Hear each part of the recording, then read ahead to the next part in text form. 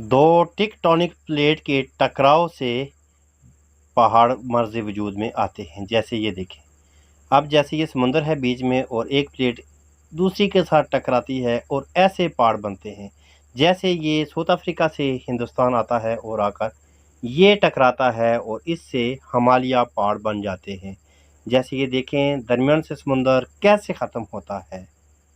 ये आपस में टकराया और यहाँ पे पहाड़ बन गए। लेकिन ये सिलसिला तकरीबन 8,000 मिलियन साल में मुकम्मल होता है, जो एक साल में तकरीबन 6 इंच बनता है। एक साल के अंदर ज़मीन हमारी 6 इंच कम होती जा रही है। ये हिमालय पहाड़ हैं और ये देखें, और इन्हीं के टकराने से जो समुंदर बीच में रह जाता है वो झील बन जाती है। जैसे ये देखें।